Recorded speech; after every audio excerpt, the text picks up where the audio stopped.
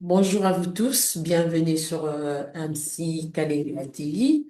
Merci pour vos questions et merci d'être là. Merci de vous abonner sur MC Kalinga TV sur notre chaîne YouTube. Que Dieu vous bénisse abondamment. Restez branchés. Aujourd'hui, nous avons un nouveau thème qui est sur le rein. On parle de les reins. Donc, si vous avez des questions, comme d'habitude, n'hésitez pas. Et si vous voulez participer, écrivez-nous. Notre numéro se trouve sur notre page Facebook, Amsi Kadinga TV. Et je salue Madame Clarisse qui est là avec nous. Merci pour votre présence. Bonjour Madame Clarisse. Bonjour, Madame Andy. Et bonjour mon frère Marcel. Bonjour, Madame Andy. Bonjour. Et bonjour Pasteur Freddy Moukoutoua. Bonjour, Madame Andy, et bonjour à tous ceux-là qui me suivent. Merci, pasteur, d'être là aussi. Parlez-nous de ces sous-thèmes qui est les reins. À vous la parole, pasteur. Merci. Pour mieux préciser, c'est l'airain au sacerdoce. Donc, comme on a parlé de l'argent au sacerdoce, parce que ce sont les éléments, quand Dieu a demandé au peuple, il a cité les éléments qu'on devait donner. Il y a l'or, il y a l'argent, et puis il y a l'airain. Il y a des versions qui remplacent l'airain par le bronze. En fait, c'est le même métal. L'airain, c'est le bronze. Alors, il joue un rôle très capital dans les sacerdoces. Et nous allons aujourd'hui échanger autour de ça. Alors, j'aimerais qu'on nous aide. Je salue tous ceux-là qui ont posé leurs questions. Je crois qu'aujourd'hui, on va répondre à certaines questions au travers de ce que nous sommes en train de faire. Et comme la chaîne va aussi aller en vacances d'ici là, je pense que on va aller un peu vite avec l'émission d'aujourd'hui. Déjà, on va traiter beaucoup d'éléments qui sont au niveau du parvis avant que nous puissions retourner dans le lieu saint, avec les éléments qui sont dans le lieu saint. On va un peu bouger dans ce sens-là. On a utilisé la méthodologie de venir de l'intérieur vers l'extérieur. Mais comme on touche aux éléments matériels qui ont aidé à la fabrication des autres éléments, c'est-à-dire aux minéraux qu'on a utilisés ou bien aux matières précieuses qu'on a utilisées pour fabriquer les autres choses, nous en parlons sans tenir compte de l'endroit où ils sont placés ou bien où les objets fabriqués sont placés. Donc, comme aujourd'hui nous allons parler de l'erreur, nous allons donner son sens et nous allons ensemble échanger pour comprendre toutes les vérités liées à l'erreur. Pour rappel, j'ai dit qu'au sanctuaire, à la tente, les éléments qu'on a utilisés là étaient en or avec des bases en argent. Pour tenir le sanctuaire, pour qu'il soit debout, on avait besoin des bases, mais il y a aussi des tringles, c'est-à-dire on a des cordes avec des pieux qu'on mettait en bas pour ceux-là qui font les tentes, qui vont souvent dans les campings et tout ça, là, ils savent comment on place les tentes. Donc, pour accrocher une tente, il faut une corde qui va vers le bas avec un pieu. Mais tout ce qui était au sanctuaire était en or et en argent. Là, par rapport à l'airain, nous allons voir comment ça se passe. Si on peut lire ensemble, on prend Exode 38. C'est dans Exode 38 où vous voyez l'airain apparaître le plus souvent. Il y a des versions qui disent bronze, hein? Faut pas oublier. Oui. Donc, quand on dit le bronze, c'est ça l'airain. L'airain, ce n'est pas le fer. Le fer, c'est un autre élément. Exode 38. Allons-y. Je vais commencer à vous arrêter au fur et à mesure qu'on avance. Commencez au verset premier pour permettre à ceux qui nous suivent de mieux comprendre, bien que j'ai besoin des versets qui sont un peu éloignés. Mais commençons au verset premier. Oui. Il fit l'autel des holocaustes de bois d'acacia. Sa longueur était de 5 coudées et sa largeur de 5 coudées. Il était carré et sa hauteur était de 3 coudées. Il fit On peut s'arrêter d'abord aux là. quatre... Vous vous rappelez par rapport aux coudées, pour ceux-là qui ont des versions normales, on met ça en mètres. Vous vous rappelez des coudées? Oui, Une coudée, c'est oui, combien? oui. Enfin, deux coudées, c'est C'est combien pour que ça soit plus explicite? Deux coudées, ça nous fait combien en un mètres? mètre. Ça nous fait 1 mètre. Un mètre. La coudée, c'est pratiquement la partie de la main qui va de là jusque là. C'est ça la coudée. Maintenant, deux coudées, ça nous fait 1 mètre. Un mètre. On y va. Il fit aux 4 coins des cornes qui sortaient de l'autel et il les couvrit d'airain. Il fit tous les ustensiles de l'autel, les cendriers, les pelles, les bassins, les fourchettes et les brasiers. Il fit d'airain tous ces ustensiles. Il fit pour l'autel une grille d'airain en forme de treillis qu'il plaça au-dessous du rebord de l'autel, à partir du bas jusqu'à la moitié de la hauteur de l'autel. Il fondit 4 anneaux qu'il mit aux 4 coins de la grille d'airain pour recevoir les barres. Il fit les barres de bois d'acacia et les couvrit d'airain. Il passa dans les anneaux aux côtés de l'autel les barres qui servaient à les porter et il les fit creux avec des planches. Il fit la cuve d'airain avec sa base d'airain en employant les miroirs des femmes qui s'assemblaient à l'entrée de la tente d'assignation. Il fit les parvis du côté du midi. Il y avait pour former les parvis des toiles de fin lin retors sur une longueur de 100 coudées, avec 20 colonnes posant sur 20 bases d'airain. Les crochets des colonnes et les tringles étaient d'argent. On s'arrête un peu là. Du côté du Arrête. On s'arrête nord, un peu il y là. avait 100 coudées de toile. J'ai dit on s'arrête là. Nous sommes au parvis. Dans le lieu saint, comme dans le lieu très saint, vous ne verrez nulle part apparaître de l'airain. Dans le lieu saint et dans le lieu très saint, il n'y a que l'or et l'argent qui apparaissent. À l'intérieur, on ne voit que l'or. L'argent, c'est dans les bases qu'on voit l'argent. Mais vous constatez, avec Exode 38, on va évoluer dans la lecture, vous allez constater que l'airain apparaît au parvis. C'est avec l'airain qu'on a fait la cuve qui est en airain. C'est avec l'airain qu'on a fait l'autel des holocaustes.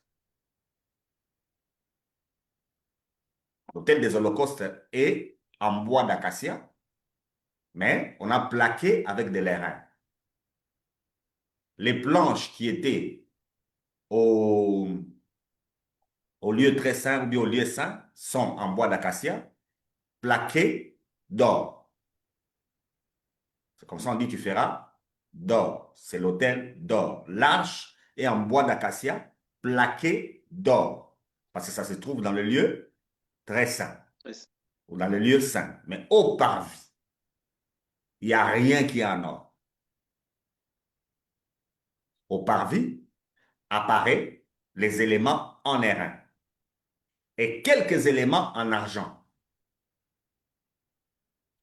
Et l'argent, nous avons dit l'émission passée, ça typifie quoi? Le rachat. Et ici, vous voyez que quand on fait les tringles, les pieux qu'on met en bas, les pieux qu'on met en bas, où on va attacher l'élément qu'on a fait, le pieu là, il est en argent. Donc la base est en argent dans les parvis. Vous vous rappelez ce qu'on a dit l'émission passée. Le fondement du sacerdoce, c'est le rachat. C'est comme ça que les pieux sont en argent. Mais quand on va au parvis, le parvis, c'est l'enclos. Quand on va au parvis, on vient de constater qu'on dit que les bases sont en airain. C'est là où, l'émission passée, j'avais dit que partout les bases étaient en argent. Pas les bases de l'enclos. Les bases de l'enclos ne sont pas en argent. Les bases du mur, c'est-à-dire de l'enclos, sont en airain. Comme on avait lu, les bases qui sont en argent, ce sont les bases de la maison, du sanctuaire, de la tente. Ces bases-là sont en argent. Mais quand on va au niveau de l'enclos, on va constater qu'au niveau de l'enclos, les bases sont en airain. Est-ce qu'on se comprend? Oui. Madame Ali peut nous chercher même l'image de l'enclos là pour qu'on voie. On continue la lecture, verset 11. Du côté du nord, il y avait 100 coudées de toile avec 20 colonnes et leurs 20 bases d'airain. Les crochets des colonnes et leurs tringles étaient d'argent. Du côté de l'Occident, il y avait 50 coudées de toile avec 10 colonnes et leurs 10 bases. Les crochets des colonnes et leurs tringles étaient d'argent. Du côté de l'Orient, sur les 50 coudées de largeur, il y avait pour une aile 15 coudées de toile avec 3 colonnes et leurs 3 bases. Et pour la seconde aile, qui lui correspondait de l'autre côté de la porte du parvis, 15 coudées de toile avec 3 colonnes et leurs 3 bases. Toute les toiles formant l'enceinte du parvis étaient de fin lin retors. Les bases pour les colonnes étaient d'airain. Les crochets des colonnes et leurs tringles étaient d'argent et leurs chapiteaux étaient couverts d'argent. Toutes les colonnes du parvis étaient jointes par des tringles d'argent. Les rideaux de la porte du parvis étaient un ouvrage de broderie en fil bleu, pourpre et cramoisi. Et enfin, les retors, il y avait une longueur de 20 coudées et sa hauteur était de 5 coudées, comme la largeur du toile du parvis. Ces 4 colonnes et leurs 4 bases étaient d'airain. Les crochets et leurs tringles étaient d'argent et leurs chapiteaux étaient couverts d'argent. Tous les pieds de l'enceinte du tabernacle et du parvis étaient d'airain. Voici les comptes du tabernacle d'assignation révisé d'après l'ordre de Moïse par les soins des Lévites sous la direction d'Itamar, fils du sacrificateur Aaron. Betsalel, fils d'Uri, fils de Hur, de la tribu de Juda, fit tout ce que l'Éternel avait ordonné à Moïse. On peut s'arrêter là. Bon, verset 23, ajoutez le verset 23. Il eut pour aide Oliab, fils d'Aïsamak, de la tribu de Dan, habile à graver, à inventer et à broder sur les étoffes teintes en bleu, en pourpre, en cramoisi et sur les fins lins. Gloire au Seigneur. À la maison, lisez la suite. Voilà ce qu'on vient de nous lire. L'autel d'Holocauste est là. Il est en airain, en bronze. C'est ça l'autel d'Holocauste. Devant là-bas, il y a la cuve, on l'avait déjà vu, qui est aussi en airain. Mais ici, quand quelqu'un vient de l'extérieur, quand quelqu'un est en train de venir de l'extérieur, l'enclos est là, enfin les retors, on avait déjà montré ce que c'est que les fins les retors, le blanc, on avait déjà dit, ça signifie quoi? On en parlera tantôt, ou bien dans la dernière émission, on en parlera. Mais ici, différemment de l'intérieur au sanctuaire, les colonnes ici ne sont pas en or. Les colonnes ici sont en argent. Vous comprenez? Oui, Oui. Les colonnes du parvis sont en argent. Les bases du parvis, en bas là-bas, sont en airain. Vous voyez la différence? Oui. Oui. À l'intérieur, au tabernacle, les colonnes sont en or et les bases sont en argent. Mais ici, les colonnes sont en argent et ce sont les bases qui sont en airain. Les tringles qui sont là-bas sont en argent. Et puis, les pieux ici qu'on met sont aussi en argent. Est-ce qu'on comprend? Oui. C'est ce qu'on est en Oui. train de nous expliquer. Mais il y avait des clochettes quelque part là-bas, des crochets, pardon, mais les crochets là sont en airain, en bronze. C'est ce qu'on vient de nous citer là-bas. Et ici, je vous ai donné le côté où il y a la porte, les versets qu'on vient de lire, le côté où il y a la porte. La porte d'entrée, on en avait déjà parlé, c'est l'image de Christ, n'est-ce pas? Oui. Oui. Il est la porte de l'enclos. C'est l'image du Christ, c'est ça la porte. Vous voyez les couleurs, ce sont les couleurs qui représentent les 4 évangiles. Les 4 couleurs dont on a toujours parlé, c'est ça qui constitue la porte. Mais au niveau de la porte, il y a les barres, toutes ces barres ici sont en argent. Ce sont les bases qui sont en airain. Toutes les bases ici, jusque là derrière, ici il y en a 20, là il y en a 10, de l'autre côté il y en a aussi 20, derrière là-bas il y en a aussi 10. Toutes les bases ici sont en airain. Donc la personne qui vient de l'extérieur sera en face des bases qui sont en airain. La personne qui est à l'intérieur sera en face des bases qui sont de l'autre côté qui sont en argent. Est-ce que vous avez compris? C'est un Oui, oui. élément Oui. très capital. Le fondement lié à quelqu'un qui est à l'extérieur, c'est les reins.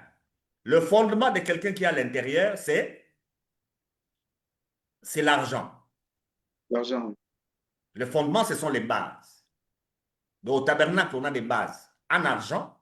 Ça, c'est au tabernacle. Et puis, à l'intérieur, c'est-à-dire au sanctuaire, on a aussi des bases en airain. Ça, c'est au niveau de l'enclos. Au niveau du parvis, au niveau de l'enclos, les bases sont en airain. Et c'est un enseignement très, très capital que nous devons retenir. On se comprend? Oui, oui. Oui. Donc, je peux m'arrêter là. Madame Andy peut retirer l'image et on échange. À vous la parole. Vous avez une question, frère Arsène, ou bien Madame Clarisse?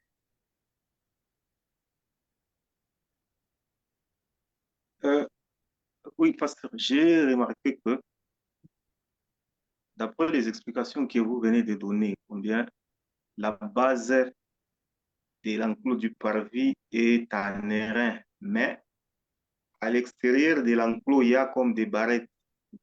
Là aussi, on dit combien la base de ces barrettes-là est en argent. Mais maintenant, ça peut signifier quoi? Parce que L'argent, l'argent déjà, d'abord, les colonnes sont en oui, argent. oui, L'émission passée, on a déjà tout dit. C'est quoi l'argent? Vache. c'est l'image de Vache. ça. Le rachat. C'est-à-dire quelqu'un qui est à l'extérieur, qui est en train de venir. Parce que les bases, il ne les voit pas vraiment. Les bases, c'est quand il sera à côté qu'il va voir les bases. Mais de loin, il ne voit pas les bases, il voit les colonnes. Les colonnes sont Oui. En argent. en argent. Au fait, pour quelqu'un qui est à l'extérieur, s'il veut entrer à l'intérieur, qu'est-ce qu'il lui faut? Vache. Être Il vache. faut le racheter. Il faut Il qu'il soit doit être racheté. racheté. Quand quelqu'un est à l'extérieur de la foi, il n'a pas besoin d'autre chose. Il a besoin de quoi? Du rachat. Parce que quand quelqu'un s'approche, il voit le blanc qui est l'enclos en blanc, n'est-ce pas? Oui. L'enclos est tout en Oui, blanc, les fins l'air est or, et il voit les bases là qui sont en argent. C'est ce que lui, il voit quand il est en train de venir. S'il vient du côté de la porte, il verra les 4 couleurs. Les 4 couleurs, c'est c'est l'image de, c'est c'est les l'homme évangiles. Jésus. Donc, pour quelqu'un qui est à l'extérieur, il veut entrer, il a besoin de voir Christ Et en Christ, qu'est-ce qu'il doit voir? Le rachat. Le- Bien qu'on en parlera, le blanc, c'est l'image de la sainteté. Partout, il verra aussi la sainteté, n'est-ce pas?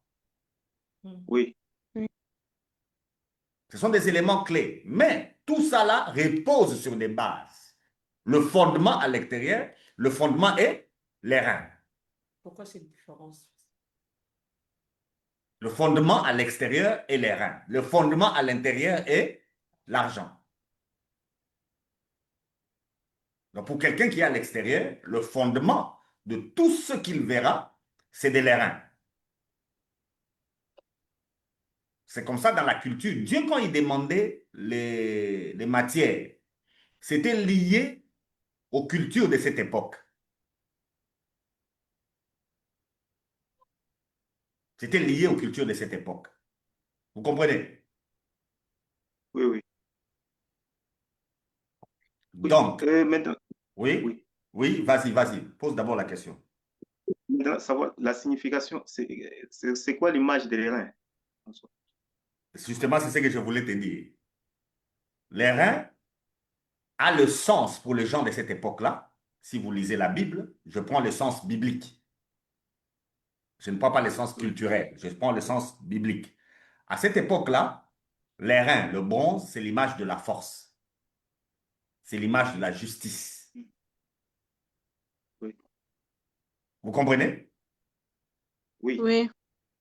Donc la force, la justice, la permanence, quelque chose qui est permanent. C'est ça les reins.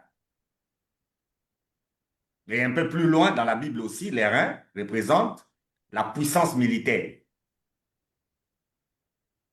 Et enfin, avec quand les Grecs vont arriver, les Perses, les reins va représenter pratiquement l'orgueil.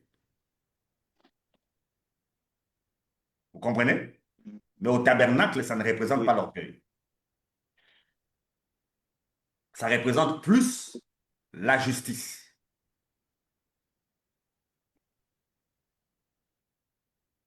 Donc, le rachat, pour quelqu'un qui est à l'extérieur, repose sur quoi? Sur la justice. Sur la justice. Pour quelqu'un qui est à l'extérieur, son rachat repose sur la justice de Dieu.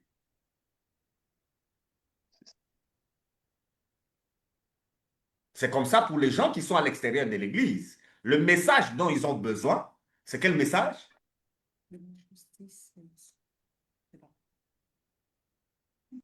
Vous parlez pour vous-même, madame. Est-ce que vous avez entendu ce qu'elle a dit? Non, non. Non. Elle parle pour elle-même. De la croix, je disais. Les gens qui vous suivent ne sauront pas qu'est-ce que vous avez dit. Vous avez dit quoi? De la croix, Pour les gens qui sont à l'extérieur, le message c'est la justice, donc la croix qui ont été justifiés. à la croix, il y a tout. À la croix, il y a le rachat. À la croix, il y a tout. Mais ici, le tabernacle nous précise les éléments. Justice. Si les reins est l'image de la justice et le symbole de la justice, du jugement de Dieu, donc pour quelqu'un qui est à l'extérieur, le fondement de l'évangile qu'on lui présente doit être la justice. Et pas autre chose. C'est pour quelqu'un qui est à l'extérieur de la foi, il n'a pas besoin de toutes les choses, d'autres choses que vous allez lui démontrer. Il a besoin de comprendre la justice. C'est ce qu'il a besoin de comprendre.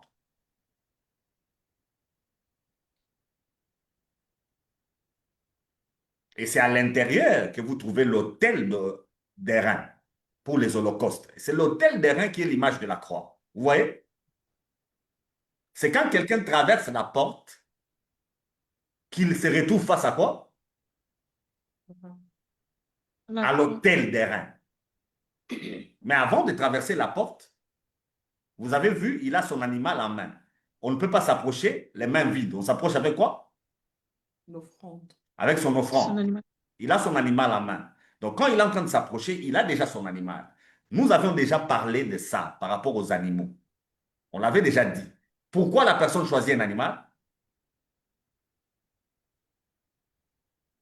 L'offrande. Oui, pourquoi? Pourquoi on ne vient pas les mains vides? Qu'est-ce qu'on amène? L'offrande, là, on l'amène pourquoi? Pour être, Pour pour être l'expiation. sacrifié. Pardon?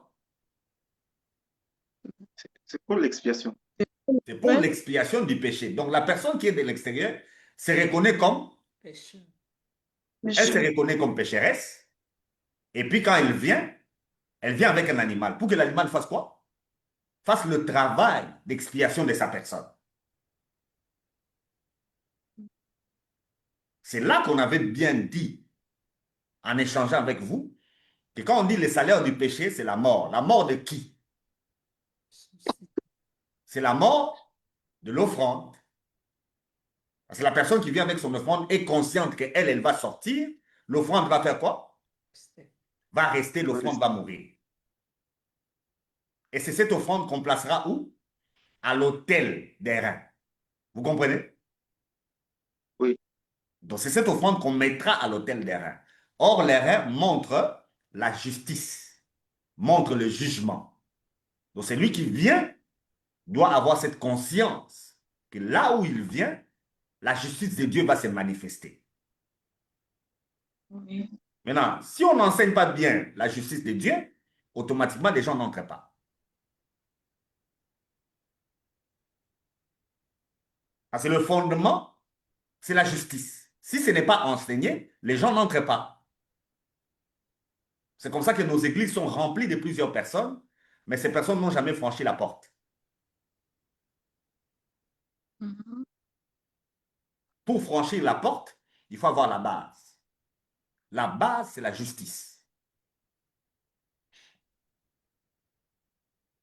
Je suis à vous.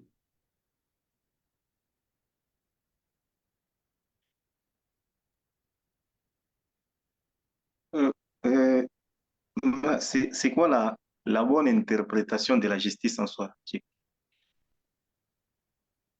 Parce que Pardon? pour le moment, c'est la bonne interprétation, la vraie plutôt, signification de la justice de Dieu. Parce que beaucoup plus ces derniers temps, ce que la plupart des enseignants enseignent, je pense, c'est compte tenu de beaucoup plus c'est dans le cadre où une personne un chrétien qui est combattu et on lui dit par exemple que Dieu va le justifier en le délivrant des ennemis. Mais moi, je vois qu'à l'image du tabernacle dont vous nous enseignez, c'est presque contraire à ce qui est en pratique. Vous voyez déjà, en regardant seulement les tabernacles, c'est pourquoi l'enseignement du tabernacle est important. Si vous avez seulement l'enseignement du tabernacle, vous allez comprendre que tout ce qu'on nous enseigne est faux. Vous allez même comprendre que tous les enseignements qu'on nous donne, ce sont des enseignements qui sont faux.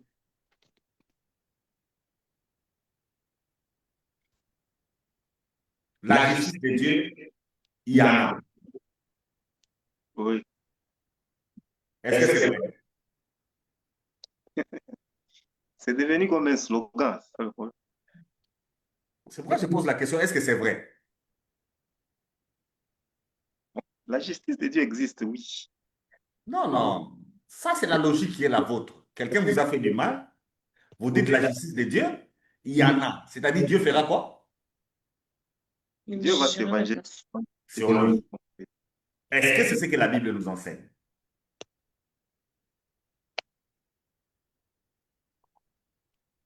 C'est en cela que je vais répondre à votre question. C'est quoi la justice de Dieu? Parce que le fondement du rachat, c'est la justice. C'est ça le fondement du rachat.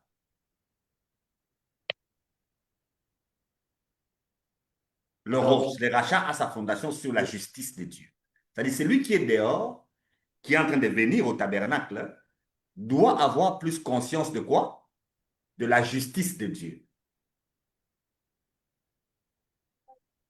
Il ne doit pas avoir conscience d'autre chose. On doit lui présenter comment Dieu juge. Maintenant, vous le verrez, la personne qui vient de l'extérieur, c'est elle qui a péché. Mais elle amène un animal et puis elle est consciente que quand elle arrive là, on ne tiendra pas compte d'elle. On va tenir compte de qui? De l'animal. De l'animal. et on tuera l'animal. Elle va rentrer. C'est ça la justice de Dieu. Donc la justice de Dieu ne regarde pas les pécheurs. La justice de Dieu regarde qui? L'animal. L'animal qu'on offre. L'animal doit être de bonne qualité. L'animal doit correspondre à la demande de Dieu. Et c'est le sang de cet animal qui fera expiation. Le pécheur, lui, partira. Le pécheur, son travail à lui, c'est comprendre que pour son péché, le jugement va tomber sur qui? L'animal. Sur l'animal. L'animal. Sur l'animal. Il doit s'assurer de quel animal il amène. Donc, si je vais vous expliquer clairement, à leur époque, si quelqu'un commet un péché, vous les voyez en train de courir. Parce que la loi disait, tu fais ceci, on te fait la même chose, n'est-ce pas? Oui. Oui. Donc, le péché, ça impliquait une condamnation. Mais à côté, il y avait le tabernacle. Maintenant, le pécheur, c'est par le tabernacle, qu'est-ce qu'il lui est dit? Il pêche, il doit courir vite, aller prendre un animal qui est conforme à ce que le tabernacle dit. Dès qu'il a eu l'animal, il court où? Il va courir au tabernacle avec son animal. Donc, ce pécheur-là, il a conscience de quoi? Du pardon. Madame, vous parlez pour vous-même. Je t'ai dit pardon. Est-ce que vous avez entendu? Oui. Oui, oui. Donc, le pécheur a plus conscience du pardon. Il n'a pas conscience d'autre chose. Et il a conscience du moyen par lequel il doit être pardonné. Voilà la justice de Dieu. Donc, le rachat repose sur cette justice-là. C'est sous base de cette justice de Dieu que nous avons été rachetés. C'est cette justice qui implique notre rachat.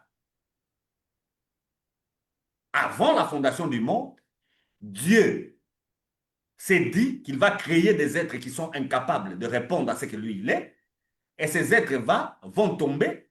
Maintenant, quand ils vont tomber, lui fera quoi? Il va appliquer sa justice.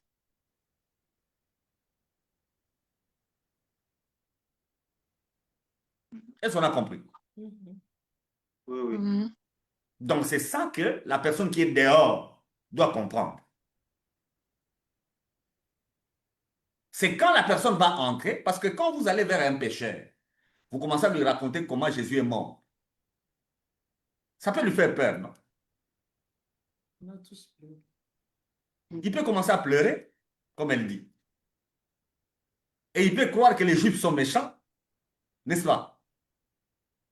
Oui, oui. Oui. Il finira par croire que les Juifs sont méchants, ils ont tué les seigneurs, n'est-ce pas? Mhm. Non, face à un pécheur, il a besoin de comprendre la justice de Dieu. Comment elle s'applique. Parce que quand il comprend la justice de Dieu, alors il peut traverser la porte. Quand il va traverser la porte, c'est en ce moment-là qu'il aura toute l'explication, qu'il verra comment Jésus est mort. Mhm. Parce que même au parvis, il y a encore de l'airain. C'est à l'intérieur maintenant que la personne va comprendre, ah, ok, ok, parce qu'il a amené son animal, il a imposé ses mains sur l'animal, et lui, il est là en train d'observer, on tue l'animal. Et quand on va tuer l'animal, c'est l'animal qui va être pris pour aller être déposé sur l'autel des reins. Donc le jugement qui devait tomber sur les pécheurs tombe sur qui? Sur l'animal. C'est maintenant à l'intérieur que le pécheur va comprendre, ah bon? Ah bon? Donc c'est pour moi qu'il était mort. Alors, nous avons une erreur dans notre façon de présenter l'évangile. Face aux païens, nous avons des problèmes parce que le jugement, effectivement, est lié au péché, n'est-ce pas? Oui. Avec les païens, il faut parler du péché. Mais quand on parle avec le païen du péché, on n'en parle pas dans le sens de lui dire que lui sera condamné. Ok. C'est dans le sens de lui faire comprendre que Lui, il ne peut pas être condamné, c'est impossible. Mais qui peut être condamné? C'est Christ qui sera condamné. Quand il traverse maintenant la porte qui est Christ, il va comprendre l'amour de Dieu. Il va comprendre pourquoi Jésus était mort. Et en ces moments-là, ça va changer sa vie. Quand c'est le pécheur qui va ressortir par la porte, il ressort avec quelle image? Amen. L'image de la mort de l'animal qui était innocente. Il ressort avec cette image-là. L'animal était innocente, mais c'est l'animal qui a été tué. Il a vu comment l'animal est en train de bouger pour mourir. Et l'animal est placé au feu pour être consumé. Et lui, il ressort avec cette image-là. Avec cette image, il comprend quelle est sa valeur à lui. Dieu ne peut pas le tuer lui. Et à sa place, Dieu tue un animal.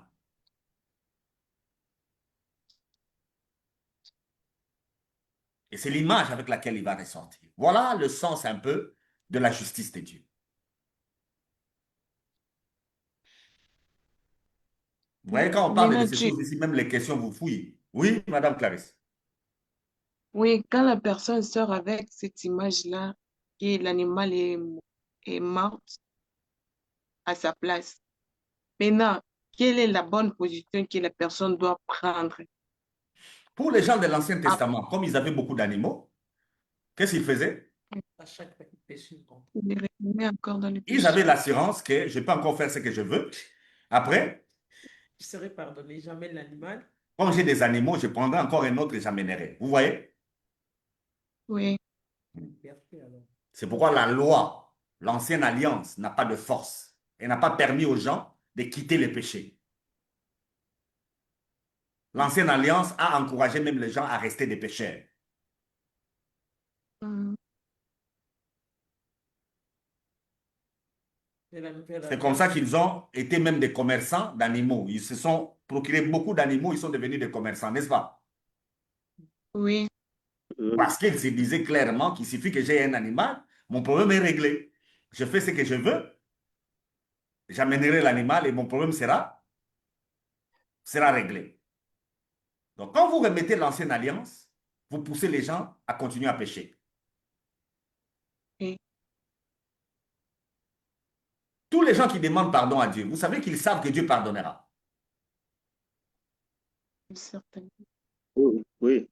Ils sont conscients que Dieu va Parce qu'il y pardonner. a C'est même pourquoi ils certains, demandent pardon. Donc maintenant, qu'est-ce qui les il y pousse a à toujours dans pécher? certains, Qu'est-ce qui les pousse à toujours pécher?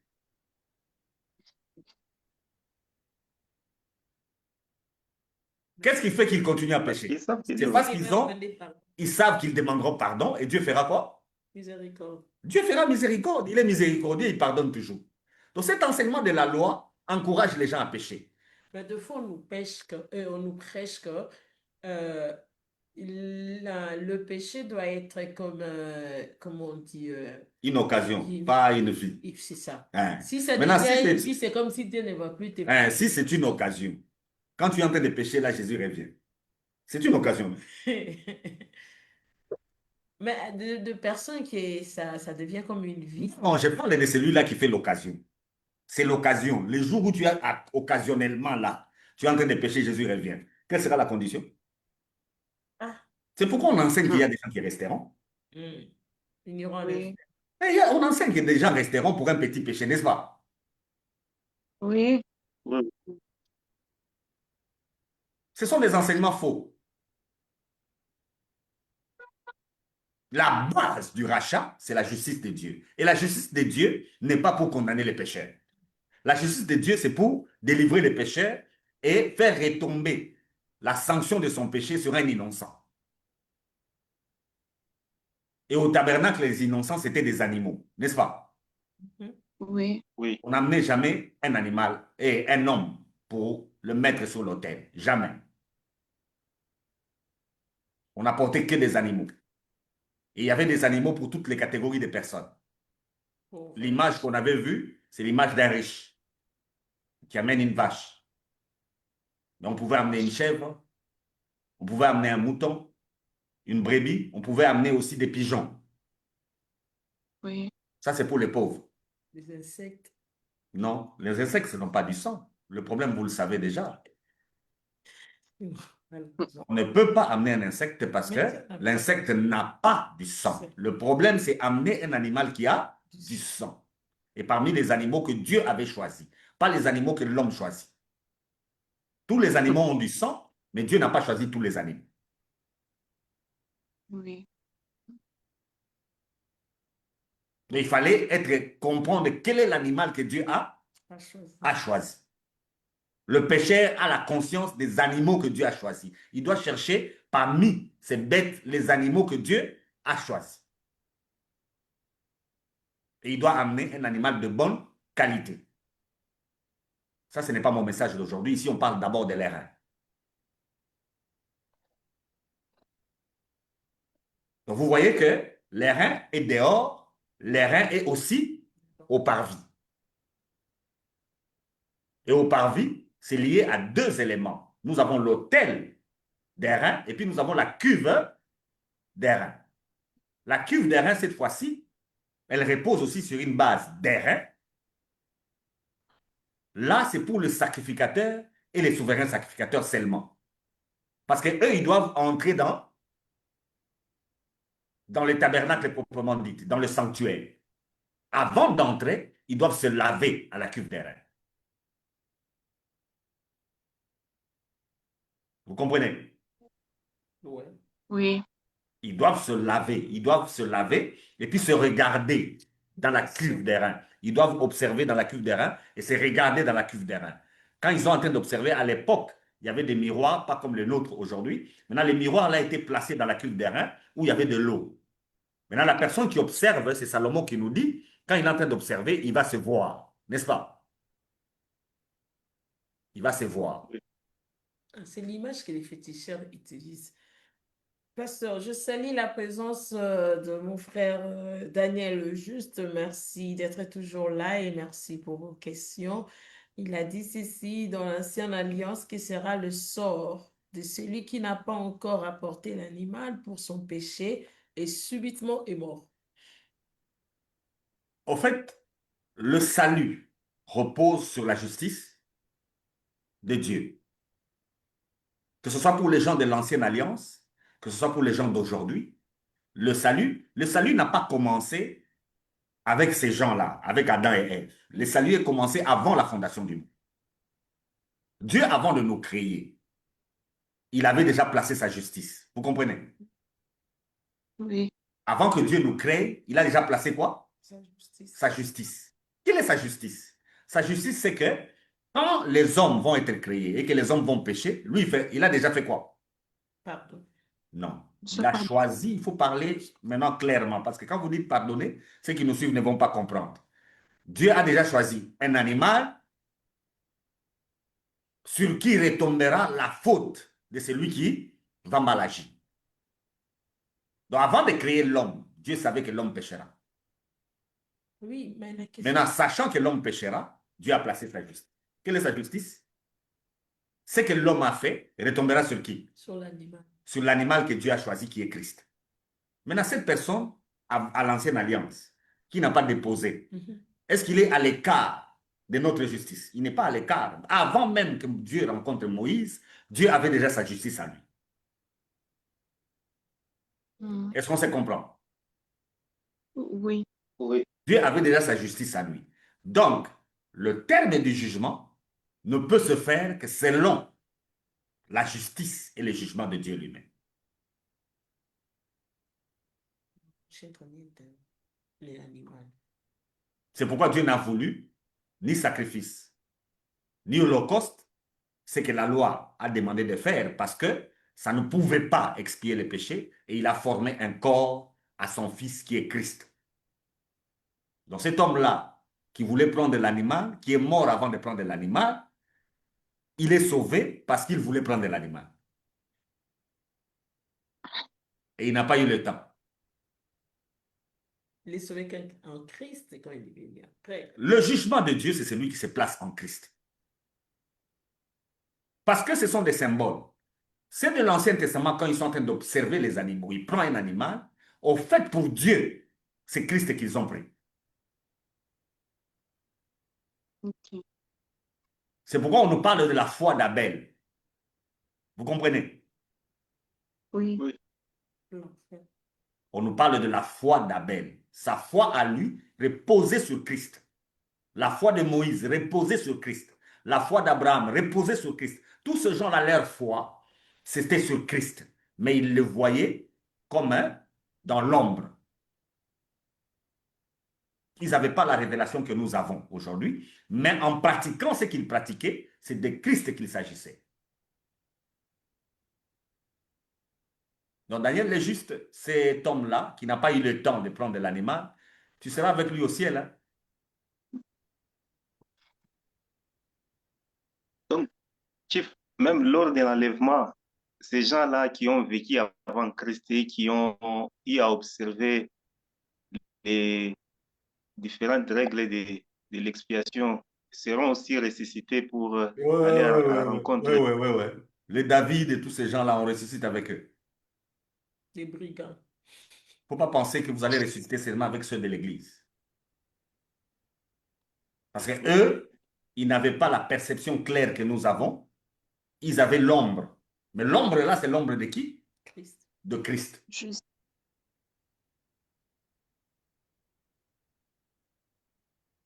C'est comme ça que même Samson, on sera avec lui.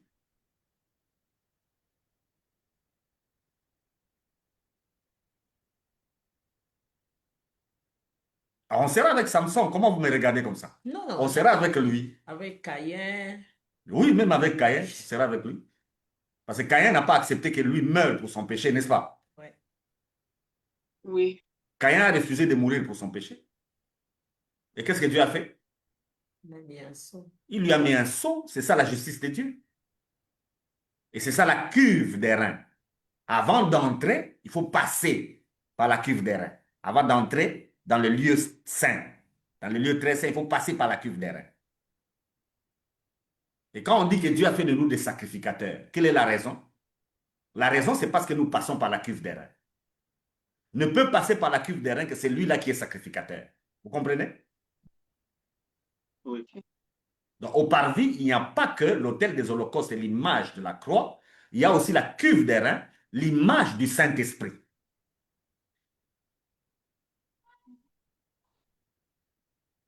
Parce que la sanctification, au fait, c'est avoir le Saint-Esprit. C'est ça la sanctification. Être saint, c'est avoir le Saint-Esprit, un point, un trait. Comme le Saint-Esprit est saint et qu'il est en vous, vous êtes aussi saint. Amen. Maintenant, pour que lui entre en vous, vous devez comprendre la justice de Dieu, n'est-ce pas? Oui. Oui. Vous devez comprendre la justice de Dieu et vous devez passer par la croix. C'est comme ça pour les gens qui sont à l'extérieur. Ce n'est même pas les pasteurs qui doivent les convaincre des péchés, n'est-ce pas? Quand ils sont en train de venir, ils ne sont pas convaincus des péchés. Celui qui vient avec son animal, n'est-il pas convaincu des péchés? Il est convaincu. Il est convaincu. Est-ce qu'il a besoin encore qu'on lui enseigne que le péché existe? Non, non. Il est convaincu, c'est pourquoi il vient avec l'animal. Oui. Donc ça, c'est le travail du Saint-Esprit, convaincre les gens du péché. Ce n'est pas le travail du pasteur. Nous d'annoncer la justice. Nous sommes à l'intérieur. Ici, je parle de quelqu'un qui est à l'extérieur. Quelqu'un qui est à l'extérieur est déjà convaincu des péchés. Quand il traverse, il n'est plus convaincu des péchés. Quand il traverse, il va laisser l'animal. La conviction qu'il aura, ce n'est plus la conviction du péché. Il sera plus convaincu de l'amour de Dieu. Parce qu'il verra comment, au lieu que lui meure, on a remplacé par l'animal qu'il a amené. La conviction du péché, c'est avant d'entrer au tabernacle. Quand quelqu'un est déjà entré au tabernacle, il ne peut plus être convaincu des péchés. Là, il est convaincu de l'amour de Dieu. Et il est convaincu de son rachat. Vous comprenez? Oui. Le Saint-Esprit, pour vous qui êtes chrétien, il ne va plus vous convaincre de péché. Quand vous êtes convaincu de péché, c'est vous-même avec Satan. Vous êtes à deux en train de vous convaincre. Le Saint-Esprit n'est pas dans ces jeux-là. Si vous êtes déjà chrétien, la conviction du péché disparaît.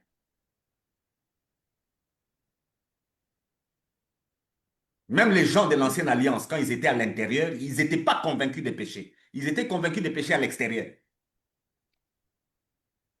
À l'intérieur, ils voyaient comment les péchés étaient sanctionnés.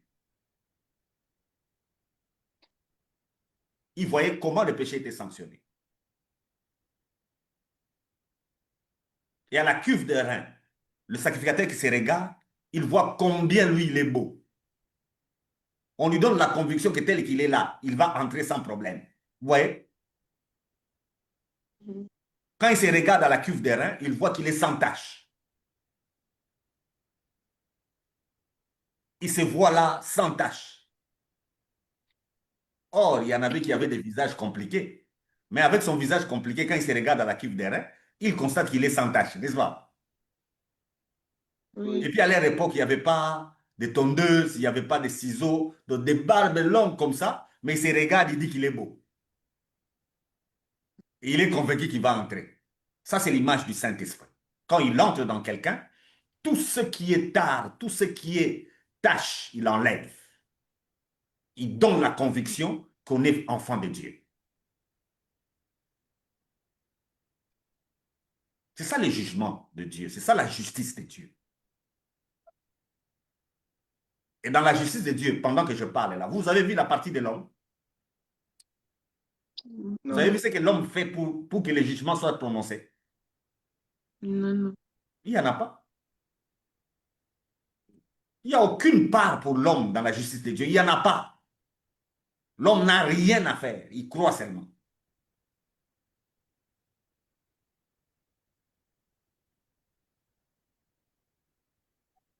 Je peux prendre un texte là. Attendez. Prenez-moi Apocalypse. Apocalypse, c'est le chapitre 1er. Ça, c'est Jean, le dernier des apôtres, qui reçoit les messages venant de Jésus.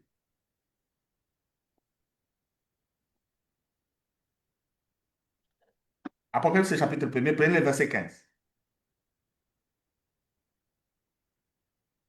Ses pieds étaient semblables à des lérins ardents, comme s'ils avaient été embrasés par une fourneuse, et sa voix était comme le bruit des grandes eaux. Il a vu l'image de Jésus. Après, il a vu ses pieds. Ses pieds étaient comment? Semblable à des lérins ardents. Vous comprenez maintenant le sens de l'airain. Oui. Les Oui. pieds de Jésus. Quelle est l'image que ça doit représenter pour nous? C'est la justice. Et Paul nous explique que nous devons mettre l'armure aux pieds, le zèle que donne Oui. l'évangile de paix. Maintenant, vous amenez quel évangile aux gens? De division. Vous amenez quel évangile aux gens? De mort, condamnation. Comment on pouvait prêcher l'évangile et après les gens ont peur? L'Apocalypse. Et vous dites que vous avez bien prêché. Après votre prédication, les gens ont peur. Comment?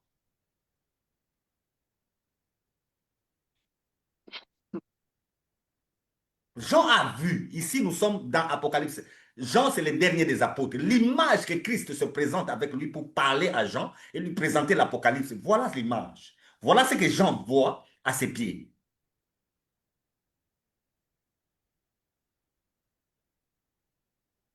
Nous attendons vers la fin de notre mission d'aujourd'hui. C'est à vous de poser des questions. Moi, je suis en train de... Si vous avez des questions, vous pouvez poser parce qu'on attend déjà vers la fin de notre émission pour aujourd'hui. Si vous n'en avez pas, je passe le mot de la fin. On passe. Racé. Je m'excuse, j'ai une petite question, mais apparemment c'est en dehors du contexte d'aujourd'hui. Je me suis référé euh, aux questions du frère Daniel Légiste. Ma question est la suivante. Élie, Enoch et les brigands qui étaient à côté de Jésus à la croix, présentement, ils sont au séjour des morts ou bien ils sont au paradis? Parce qu'il y a tant de débats Il y a ceux qui disent que non, jusque-là, il n'y a que les brigands là qui est au paradis. Alors, je voudrais un peu savoir, ils sont où présentement? Au séjour des morts ou bien ils sont aussi déjà de l'autre côté? Merci. Bon, tout ça, ça correspond un tout petit peu avec la justice de Dieu. Quand Jésus est mort, avant que Jésus ne meure, il n'y avait qu'un seul séjour de mort. Ces gens qui sont sous la loi sont face à un seul séjour de mort. C'est-à-dire, avant que Jésus ne meure à la croix, quiconque mourrait allait dans un seul séjour de mort. Et le séjour de mort-là avait comme chef le diable lui-même. C'est comme ça que les gens de l'Ancienne Alliance avaient peur de mourir. Parce que s'ils mouraient, ils étaient gérés automatiquement par Satan. Est-ce qu'on se comprend? Oui, Oui.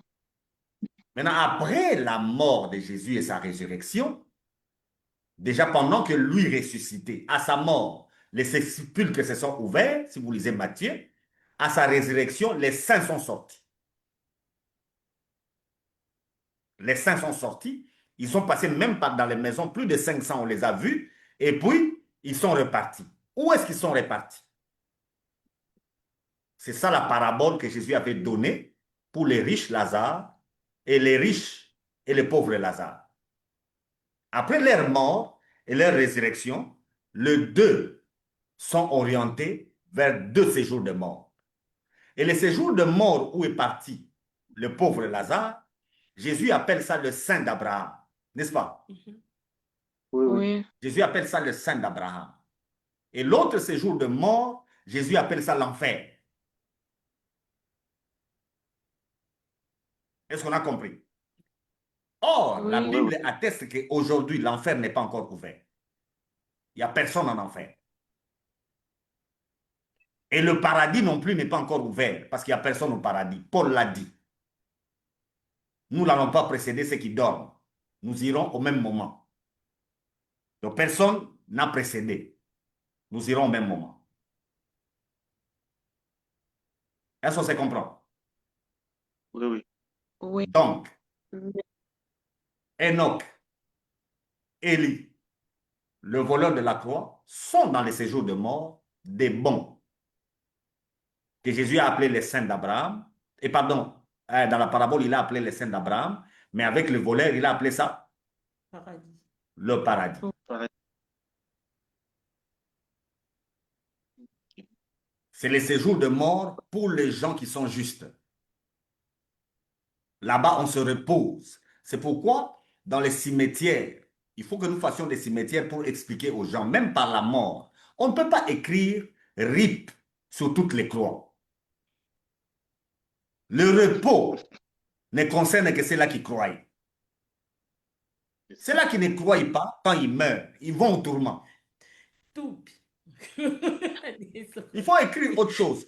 Même nous, les chrétiens, là, on doit enseigner aux gens que le RIP, là, ça ne peut que concerner les chrétiens. Les tourments. Quelqu'un qui n'est pas chrétien, on ne peut pas dire reste in peace, repose en paix. Non. Avec les tourments, alors. Allez souffrir, allez être tourmenté. C'est là qu'il faut croire à l'évangile. L'évangile est simple. C'est là qu'il faut croire à l'évangile. Parce que quand on meurt, il n'y a plus rien à faire. Hein? Oui, oui. Et la mort physique, elle arrive à tout moment. Et la justice de Dieu, il n'y a pas de part de l'homme. Il faut seulement croire. Dieu a déjà tout fait lui-même pour que nous soyons justes.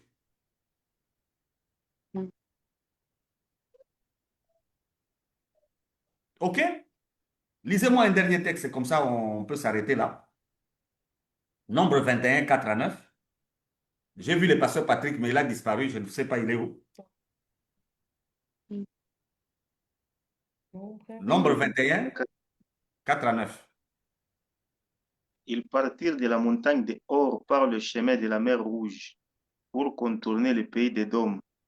Le peuple s'impatienta en route et parla contre Dieu et contre Moïse.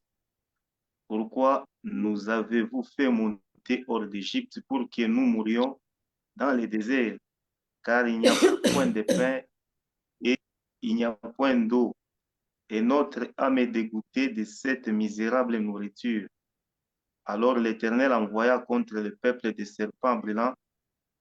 Ils mordirent le peuple et il mourut beaucoup de gens en Israël.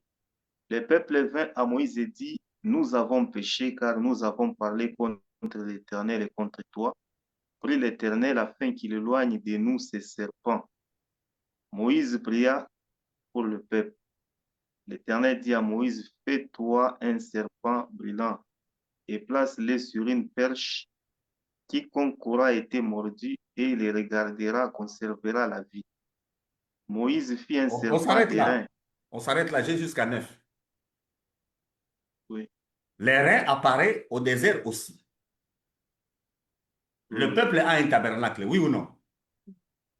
Oui. oui. Mais le peuple fait quelque chose de bizarre. Il y a la manne et toutes ces choses-là, il y a les tabernacles. Mais le peuple fait quoi? Il murmure. Le peuple dit que tout ça ici, ça ne règle pas notre problème. Et votre tabernacle, et la manne que nous consommons chaque jour, ça ne règle pas notre problème. Fais-nous rentrer. Nous risquons de mourir ici. Vous voyez? Hein? Ils ont les tabernacles. Ils ont les lieux saints, les lieux très saints, le parvis, l'hôtel de l'Holocauste. Ils ont tout ça là. Mais après, ils font quoi? Ils murmurent contre Dieu. Parce que des fois, nous nous embrouillons. Quand nous ramenons l'ancienne alliance, nous pensons qu'avec l'ancienne alliance, les gens auront la paix, ou bien les gens de l'ancienne alliance étaient bons, ou bien ils étaient bien, n'est-ce pas? Ils ont l'ancienne alliance avec eux, ils ont tout ça là avec eux. Ils ont les tabernacles, ils ont toutes ces choses-là, mais ils murmurent.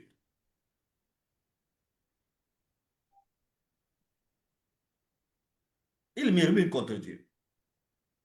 Maintenant, à cause de ça, il y a des serpents qui viennent. Et Moïse écrit que Dieu a envoyé des serpents.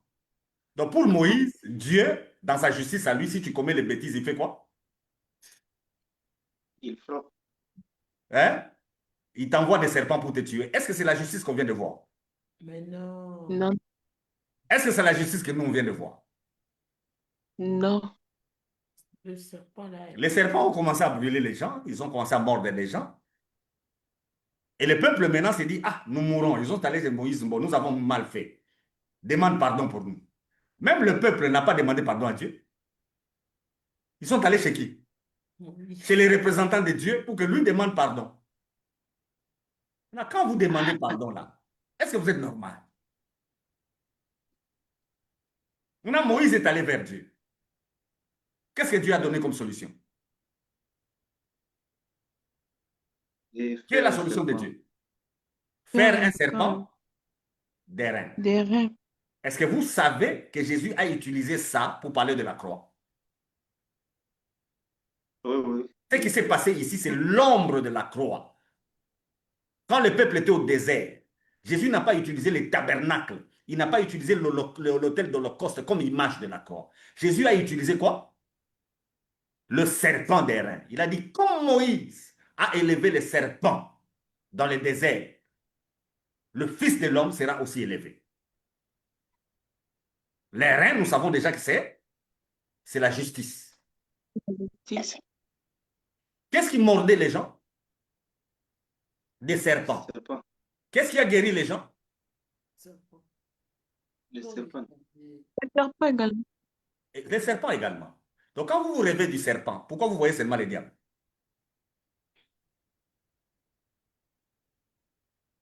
L'image que Dieu utilise pour sauver ces gens-là, c'est quelle image? C'est l'image du serpent. Il n'utilise pas l'agneau, il n'utilise pas le brebis, il n'utilise pas la colombe.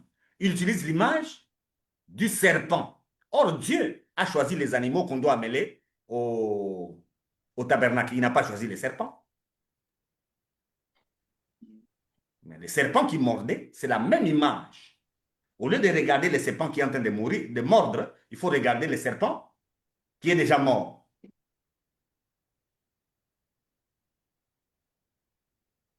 Donc, un seul médiateur entre Dieu et les hommes, Jésus-Christ. Mais quel Jésus? Jésus-Christ est homme. Pas Jésus-Christ est Dieu. Jésus-Christ est Dieu ne fera rien pour toi. C'est Jésus-Christ est homme. Il est venu dans le corps du péché. Ok. Et c'est avec le corps du péché qu'il s'est retrouvé à la croix. Ce qui est un scandale pour tous les Juifs et ce qui est une folie pour tous ceux-là qui réfléchissent. S'il était Dieu, pourquoi il ne nous a pas sauvés sans mourir, n'est-ce pas? Oui. Oui. Or, la justice de Dieu s'exprime qu'il faut qu'un innocent meure. Et quel est cet innocent qui doit mourir? C'est lui-même, parce qu'il n'y a pas d'innocent parmi les hommes. Tous ont péché.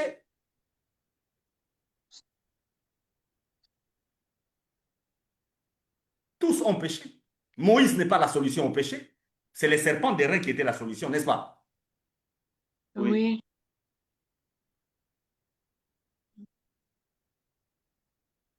Et c'est le serpent d'airain au désert qui est le type de la justice de Dieu.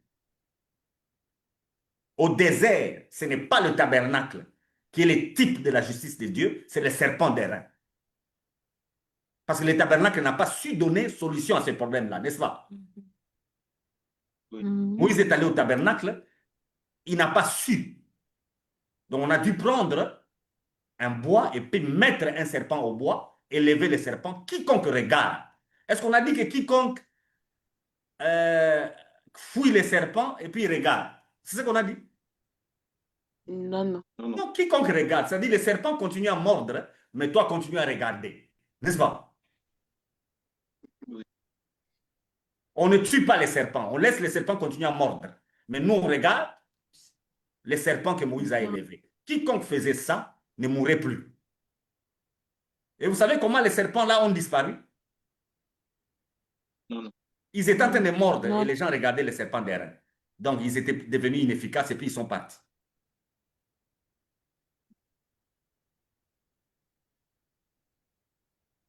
Donc vous voulez que les démons, le diable ne vous attaquent plus? Fixez les regards sur Christ. Fixez les regards sur la justice de Christ et les démons ne sauront plus rien faire. Et le diable ne saura plus rien faire. Oui. Mais vous voulez chasser les diables. Je ne sais pas quel est le verset que vous avez eu pour chasser les diables. Dans quelle Bible vous avez le verset qui vous dit que si les diables se pointent devant vous, il faut les chasser? Vous n'avez même pas le verset. Mais vous le faites chaque jour, Satan, on te chasse. Il va aller où? Il est prince On du chasse monde. les Vous voulez qu'il aille où? Quand on dit à mon nom, vous chasserez les démons. Les démons, c'est les diables selon toi. Les démons sont des démons, ce sont les démons que vous devez chasser, pas le diable. Les démons, ils possèdent les gens, vous les chassez, mais pas le diable, vous n'avez pas inversé. Pasteur expliquait alors que La justice de Dieu, elle suffit pour que le diable et les démons ne fassent plus rien devant vous. S'ils ne peuvent pas vous accuser devant Dieu, ils peuvent vous accuser dans votre tête, n'est-ce pas? Oui. Alors, vous allez combattre comment? Avec la justice. Vous êtes juste. C'est pourquoi je salue Daniel le juste. Parce qu'il y a des gens qui attendent de mourir pour qu'on vous déclare juste. Non, vous êtes juste tel que vous êtes là. Amen. Et vous êtes saint tel que vous êtes là. Amen. Dès que vous croyez, vous devenez enfant de Dieu et puis sacrificateur. Donc quand vous vous regardez dans la justice de Dieu, comme les souverains sacrificateurs et les sacrificateurs se regardaient dans la cuve et se voyaient propres, vous aussi vous allez vous voir propre.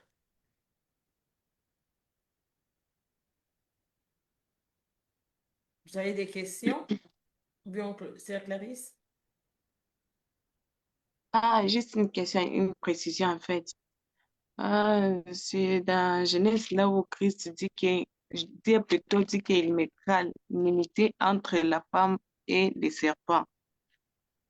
Maintenant, celle-ci, les serpents, la femme écrasera la tête ainsi que les serpents baissera les talons. Les, quoi encore, je peux dire, les, donc, Dieu a mis un conflit entre l'homme et les serpents. Maintenant, le conflit là, il s'agit du combat spirituel ou bien il s'agit de quel conflit? D'abord, vous venez de dire que Dieu a mis un conflit entre l'homme et les serpents. C'est faux. Dieu a mis un conflit entre la femme Et les serpents. et les serpents. Et les serpents. Et c'est la postérité de la femme qui aura un problème avec les serpents. La Bible est claire. C'est qui la postérité de la femme? Jésus-Christ. Ce n'est que Jésus.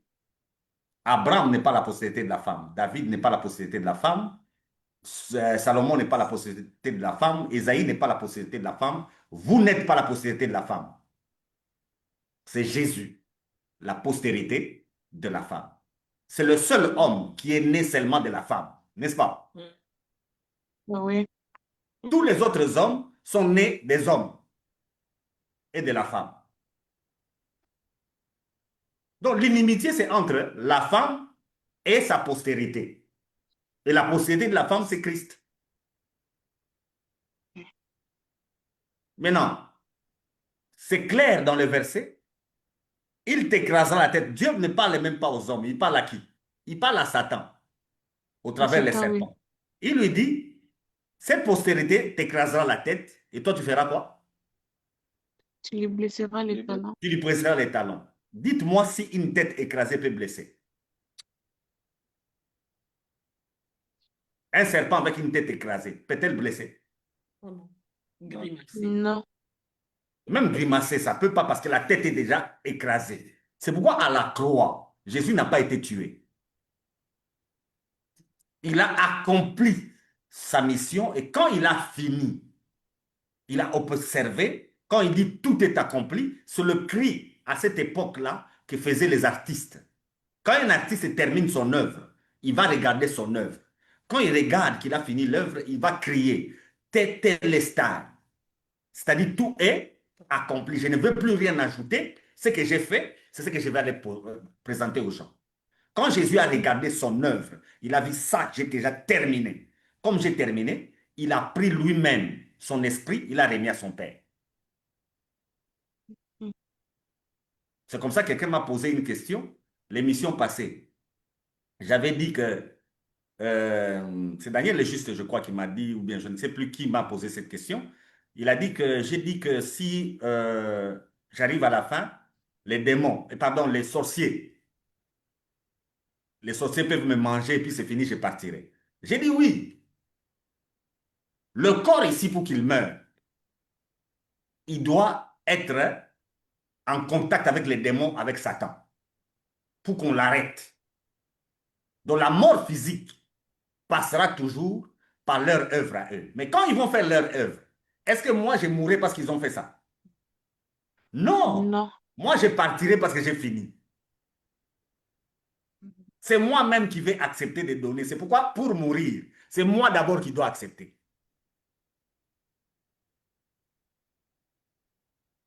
L'esprit des morts, comme vous le dites là, il est toujours avec les hommes. Ne meurt que celui qui accepte, n'est-ce pas? Oui, oui.